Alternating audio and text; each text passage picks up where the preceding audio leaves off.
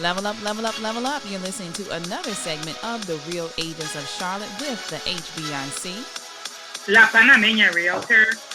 The educating agent. The inquisitive realtor. The real OG. Tammy, the quiet storm. Level up, level up, level up. You're listening to another segment of the Real Agents of Charlotte.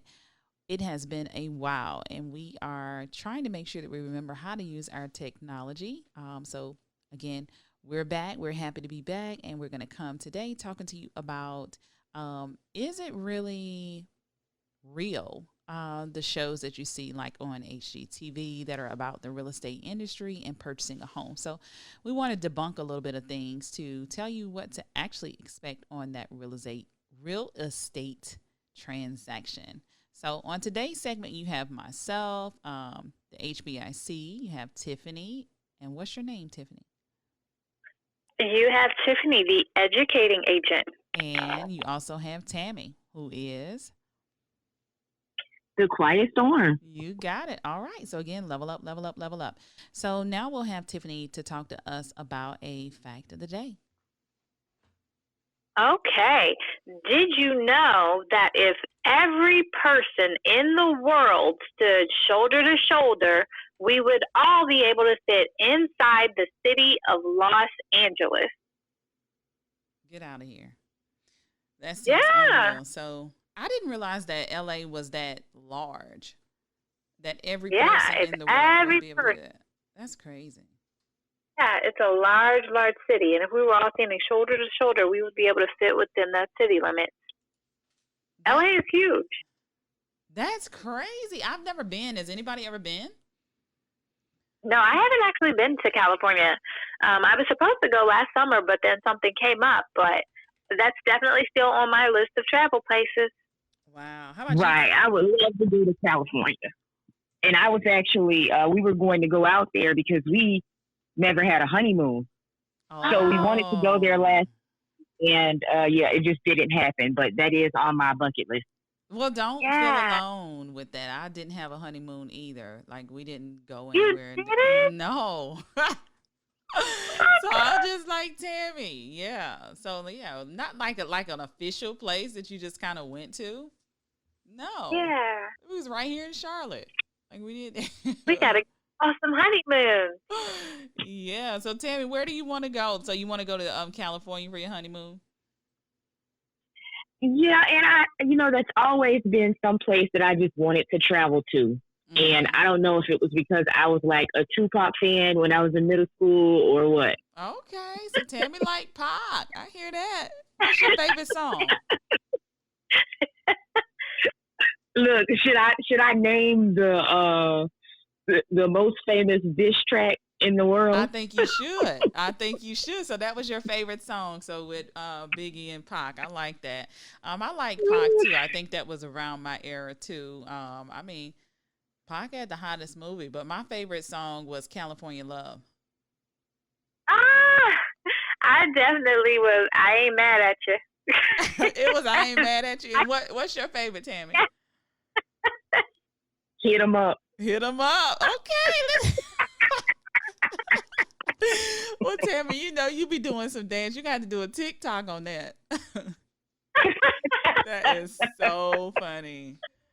So we'll talk about a little bit of things that you can do in Charlotte right now. So I don't know that there's much to do. I know that they've opened up parks. Communities are saying that they are opening up the pools. And so I want to talk a little bit about that in itself. So I guess after Memorial Day, the pools and everything will be opened up. And I don't know how I feel about going to get in a pool with this COVID-19 stuff. I mean, what are your thoughts on that? No, I don't see that happening because even if you have your mask on and it gets all wet and stuff, now you got all that chlorine right there at your face. So I don't know about the pool. I'm not feeling that. Tammy, are you going? No, I'm not going to the pool, but I mean, I think they have chlorine in the pools to prevent germs from spreading. So that may help in the spread of COVID-19. But no, I wouldn't personally visit a public pool at this point. No. Yeah. So how are you guys feeling about like getting back out? Do you have anything planned with your families or anything like that you're going to do for the summer months, or has everybody just kind of canceled everything? Well, I definitely have plans to go to the beach as soon as I can get there. I mean, I don't know about going to Myrtle Beach right now, but I definitely would like to get to the water because I can socially distance at the beach. Yeah. So, but what are you going to do? So you mean like go and lay out on the beach and people are laying beside you and all of that? I didn't see much social distancing going on there. Yeah, well, they can socially distance away from me. I definitely want to sit out, but something about the sound of the ocean and the sun, it just really calms me. So I'll go and I'll put my umbrella up and I have my beach chairs and I'll just sit out and just listen to the ocean. So people can play and do and everything, but I will be right up under my little umbrella. Yeah. I kind of like to be around the water too. Not per se. I don't want to be out on the beach or laying out bathing in the sun, but I would rather be on a cruise or something for real. Like, yeah. Yeah, we were supposed to go on 2 weeks from now. Opening up in August, I think I heard. What is opening up? I believe Carnival is doing their first cruise again. I think it's in August. Cruise with confidence. It's definitely something that's on my list. I think I told you guys on the last podcast we had to cancel our cruise, which was supposed to be in 2 weeks on Royal Caribbean, and I kind of been bummed about it. I didn't really like the thought of cruising before, but now that I've done it, it's just kind of, I really, really enjoy cruising. I just like the activities and the festivities on the boats. I think that for me, I don't see why people should not be able to cruise. I understand that everybody's on one vessel, and people feel like they're going to get sick, but I don't know. I guess I'm not okay with getting sick. I'm not okay with my family getting sick, but I want to go. I don't know if that sounds crazy or what. I know about everything that's going on right now, but I do. I want to go. I want to do something kind of like you, Tiffany. You want to get out and you want to go to the beach. I think people just want to be normal. So, yeah. What about like the football games and stuff? Has anybody had any updates on that? Are they going to still be playing football and basketball? Well, I heard that they were going to be playing football, but no fans would be in the stadium. I don't know if that was a rumor. Wow. Yeah, I heard that as well, that they were putting out the Panthers' schedule for the season, but I don't believe there will be fans. Now, I don't know how that will affect the game. That's not very exciting. No. Or their pay, because, I mean, with the fans paying to come to the game, does it actually affect how they get paid? Like, I don't know. Everything's just different now. So let's talk a little bit about that. So do you really feel like it should be that different? Yeah, or at least, I guess the tickets can space people 6 feet apart. Maybe they can practice social distancing in the stands, but like I have seen news reports about the increasing cases of COVID-19 after reopening. So I do think that there should definitely be some level of, I don't want to say heightened caution, but people should still be, cautioned and not just go back to business as usual. Absolutely. Yeah, I definitely feel like there should be more restrictions. I think for a while, even at least for another year, there's going to be a new normal. And I think the new normal is going to include like some changes to the way we enjoy our regular activities. So I definitely think that there should be some form of either social distancing or definitely more awareness about, how people are interacting in these events. So um, I think it's okay to have some changes. I don't know how it's going to affect, like, the game, the excitement, and even like season pass holders, like people that have already purchased season passes, like will they get reimbursed if they can't be at the game? I don't know how all of that is impacted, but I feel like it would impact the morale and even the excitement and the energy of game day. So then how do you feel about like eating out? Is everybody just like, are you not gonna go back into a restaurant and sit down and eat anymore? What does that look like for you ladies? Oh, well, for me, everything I craved, I've just been buying it and I've been practicing. I've been cooking. I've been getting different recipes from different places. And so that's how I'm enjoying life these days. And it's been pretty good. So you don't actually intend to go out and eat anymore. You're going to just cancel that. Yeah. Because the COVID is not going away. Like it's not going away, yeah, Tammy. So what are you going to do? I just plan to live in the house for the remainder of my life. I don't know. I don't know, but I don't feel like, I don't know. People don't cover their mouths when they sneeze or when they cough. It's like I'm already a germophobe. So I was just about to ask you that. I was getting there, but I was like, I'm gonna just let you say it. So then it's been pretty difficult for you. So even before COVID-19, how did you adapt to that when you go out and eat in places like that where people are near you? Look, I'm still like the person with the 91% isopropyl in the spray bottle.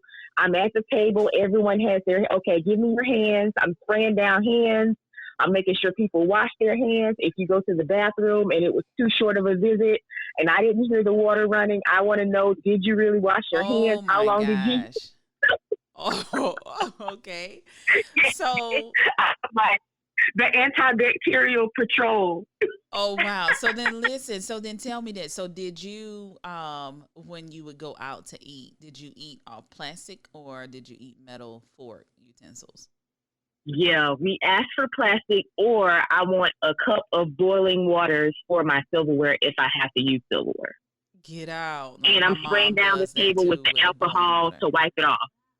Okay. And you said your mom does that? Yeah. Yeah, she wants to make sure that they. So the theory of that is that if you have the boiling hot water and there's no soap or anything in it, so you're taking your. I'm in my mind. I'm saying that are you also taking like some Dawn or something in a little squeeze bottle or something too to clean the dishes, or are you or do you just put it in the boiling hot water and theoretically the germs are all. I see the point of your question. Okay, well, yeah, because that's the same thing I'm asking her when she does that, and I'm like, okay, I see what you're doing with the boiling hot water, but I'm not able to get past you didn't have no soap with that. Nope. Yeah, so I get it, but I kind of was thinking too. I said, what am I gonna, I'm not that much of a germaphobe. I don't think that I actually broke it down to, okay, well, maybe, because then that makes you wonder. So if you got to do that, really, are you subliminally telling yourself that they're actually not cleaning the dishes or something? You know what I'm saying? So then really, now I'm asking myself, well, do I really need to be eating at this restaurant if I think that they're not cleaning it? You're listening to The Real Agents of Charlotte, where real meets real estate. Yeah, I'm like kind of with Timmy. Like I'm not that, to that degree where I, clean behind them and everything. But I definitely inspect silverware. I definitely am the person that carries the Germex in my purse, and I use it throughout the day. And I definitely am very aware when someone's coughing, sneezing, whatever. Like I was kind of very alert, I guess, before this all kind of popped off. So I've really just been living my life the same way. Nothing really drastically had to happen in my life for me to, like, I didn't have to shift the way I was doing things. But I feel kind of like going forward, I probably will eat restaurant food much less because when I go out, I'm already like, I don't really know how they clean the plates, how well they clean the silverware, if the glass is clean. And so even if I do delivery, it's definitely been limited or takeout. So I get the food and I bring it home and transition it to my own, dishes anyway. But I've definitely been cooking more. And I think the only thing that I would really want to go to a restaurant for would be for gathering with a friend to catch up or something instead of, going to someone's home to eat. But I mean, I'm more of a homebody, so I'm okay with staying in the house. I can't say I would never go to a restaurant again, but I think we've kind of proven it's not a necessity. I agree. Well, I'm kind of different because I'm like,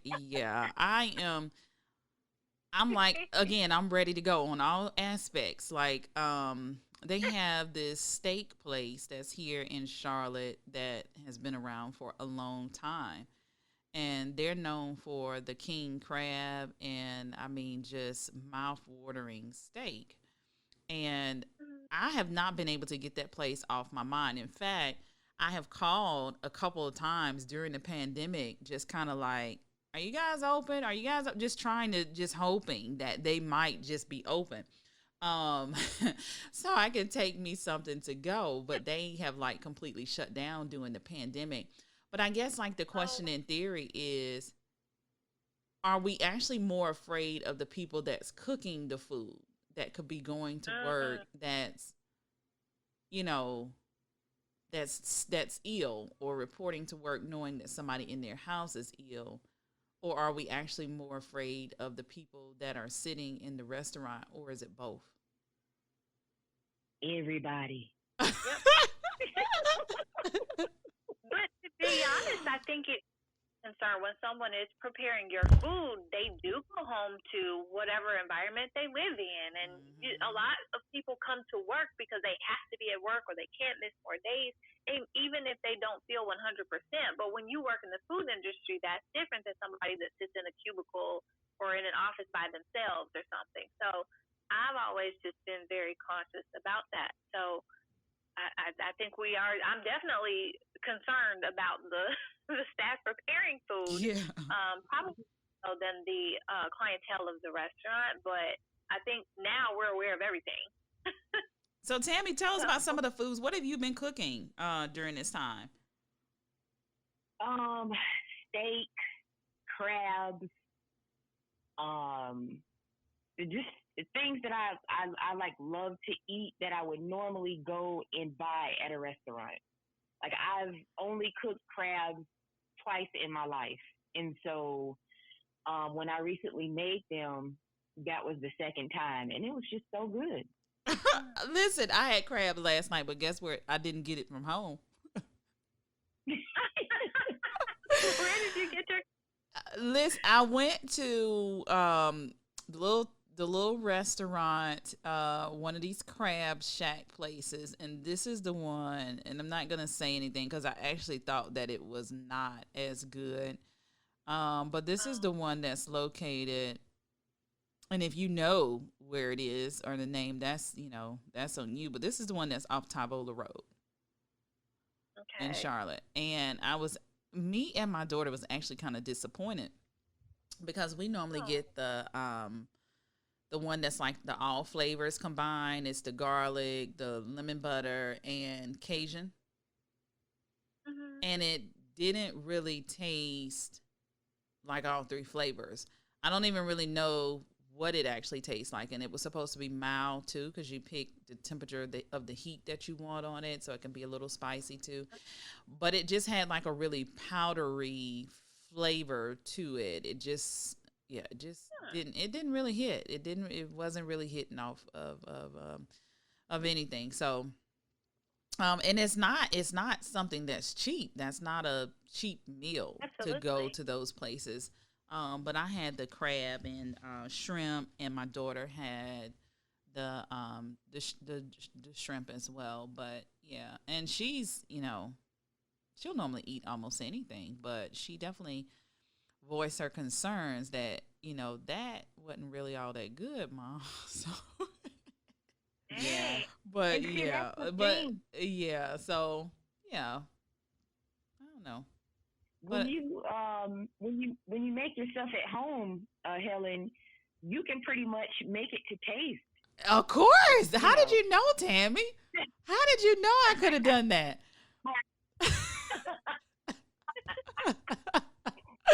How did you know? And I thought about that afterwards, and I said, you know what? I probably do have all of these seasonings in my cabinet, and I could try it. My husband made some steaks because I was really, really, really wanting steaks so bad. Because I was wanting to go to that restaurant that has the steaks and the cream crab, and it actually, I mean, he put them on the grill, and they were really, really good. And we got the steaks from Aldi. Believe it or not, those steaks are like the meat is really, really tender. I don't know if it was just the batch we got or what, but it was very impressive. It was impressive. So definitely something good to try. But we're now going to talk about our topic of the day, which is supposed to be, are the shows that tell you about purchasing a home, are they real or are they fake? So, I don't know if we actually want to sit here and name shows per se, or maybe we do. I mean, you're looking at the Well, shows. Uh-huh. some of my favorite shows, I definitely love to see House Hunters. Mm-hmm. That's just definitely one of my favorites. Back in a couple years, maybe a few years ago, they used to have Property Virgins. I love that show.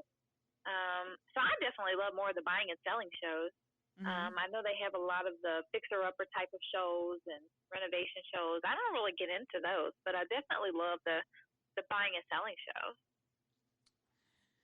Yeah. So, in talking about the buying and the selling shows, like, is that process actually real? Can we attest as real estate agents that everything that comes on there and shows like it's an absolute dream come true? And they give this concept,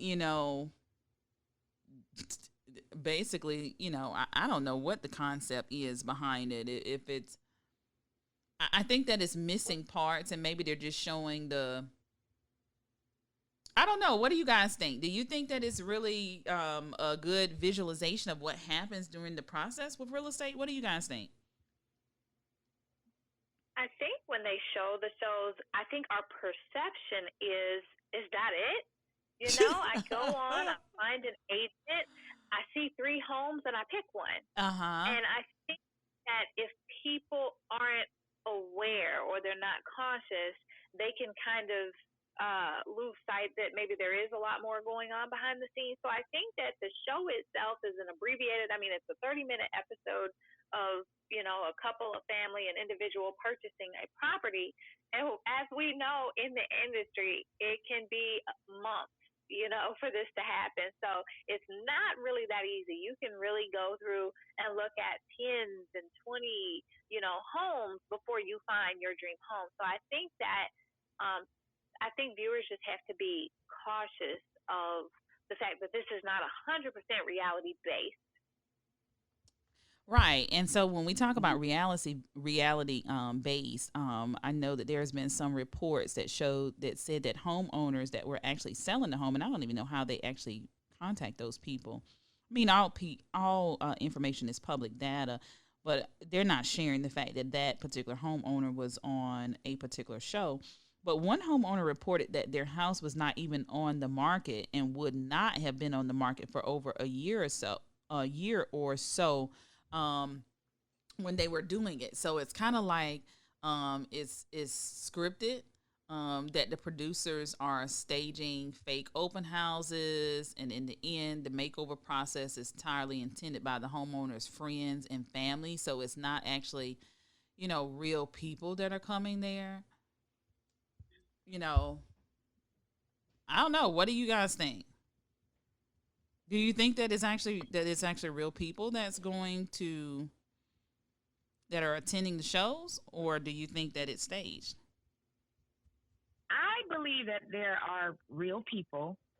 I believe that there are some shows that may be more realistic than others. And they may do a lot of editing.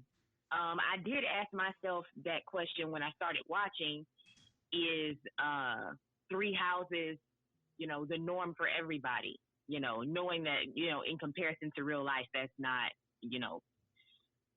very factual, but they always just look at 3 houses.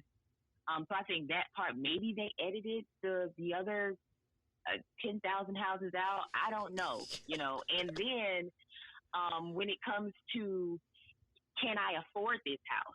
A lot of the times the people on these shows, they don't have very lavish careers, so you wonder, how can they afford this much of a house? Is the market different somewhere else? Is there different criteria, in those other states that are more lenient than the states that we actually, practice real estate in? Or, we just don't know how much of it is real, but there may be some real parts to it, I believe. Mm-hmm. So the 3 houses, is that something you guys are doing too? 3 houses and that's it for your real estate practice? No. No, now it could vary because there again, every experience is different. Someone may go to the first home and fall in love with it, and that may be the home that they want to go under contract with, or at least place an offer. But then again, the shows don't show that bidding process. They show you these homes, but I mean, we don't really see what happens. Where's the negotiation? We know that takes a little bit. It can go back and forth with the seller. And even the closing process, it's not a 30-minute episode. That can definitely take, a month or so. Getting the inspections, you don't see all of that in the show. So I think there's definitely true elements. They're trying to give you maybe an overview, but we don't really see what goes on in the entire process. So that's a good point. So just so you know, and maybe that's why people think that they don't need inspections, because they're looking at the shows, and they're going to see 3 houses. You pick the best one, and nobody ever talked about an inspection. So that's kind of, that's why it's good that you should hire an agent and ask us about what the steps are. And as Tiffany talked about, like getting the pre-approval, going to see the home. But then they left that gap in, how did they find out, or was it even disclosed if anything was wrong with the home? Which is a process that's there. I mean, here, I guess every state probably has some type of owner's disclosure, but in the Carolinas, they definitely do have a property owner disclosure where the owner may or may not disclose to you if anything's wrong with the property. So that's another good point. I think I like that. Did you guys ever look at the show with the husband and the wife? What was it, Tariq and Christina? On Flipping? I think I did. What's the name of that show? I'm trying to think of what it is. I just remember them. Was it Flipping Your Life? Flip or Flop? Oh, yeah. I thought that they were from cute. The West Coast, right? Yeah.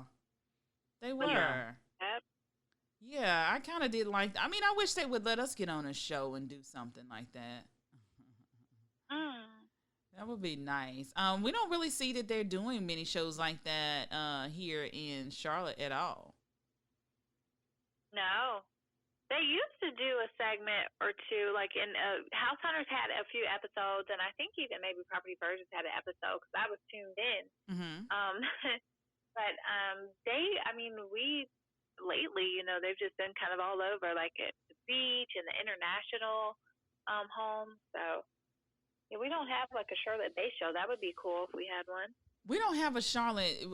Charlotte doesn't have many shows at all. They did have one show that was here in Charlotte with one of the real estate attorneys associated with Hands Law, but it wasn't about building a house or anything like that. I think it was the haves and the have-nots or something. It was something similar to that. I have to look at it. I can't think of what the name is. Yeah, but there is a Charlotte real estate attorney that had a show here. I don't know if they got on to segment number 2, but it was pretty interesting. It was about relationships. Oh, that's cool. Yeah. All right, Tammy. So what do you have for us? The Quiet Storm. You're going to take us away. You're going to take us out in our segment. Yeah, so today, the topical news, as it is related to our show, I actually have an inside scoop.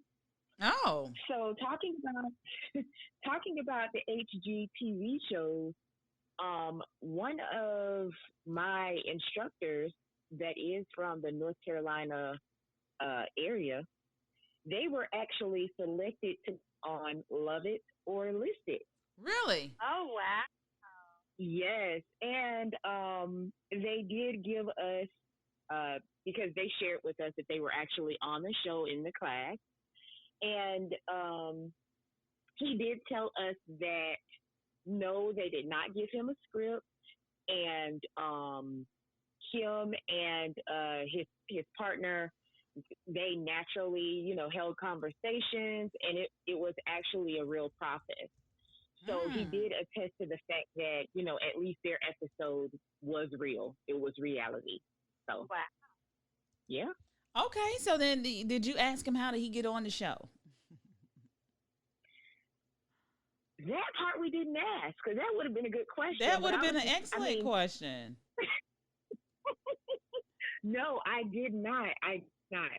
But hopefully I'll get to see this instructor again, and maybe I'll ask that question. Absolutely. So I guess it's something that you just go and you apply for, and they'll make a decision if they want to put you on the show. Interesting. Yeah, probably. Okay. That's cool. Well, we're going to get to filling out some applications then, huh? Yeah, and he's well known, in the real estate industry. So I don't know if they found him and asked him because of who, he is. So I'm not sure, but I'll definitely ask, and maybe we can inform the people the next time. Yes, awesome. Well, that's cool. Yeah, so we'll do that, and we appreciate you guys for taking the time to listen to another segment of the Real Agents of Charlotte, where real meets real estate. You can find us on Google Play, Spotify, YouTube, and SoundCloud. Thank you for listening to the Real Agents of Charlotte. We would love to have you a part of our Level Up family. If you are an agent or a customer wanting to level up by purchasing a home or listing, shoot us an email at info@leveluprealty.org. Again, info@leveluprealty.org. You can also give us a call, 980-229-4940. 980-229-4940.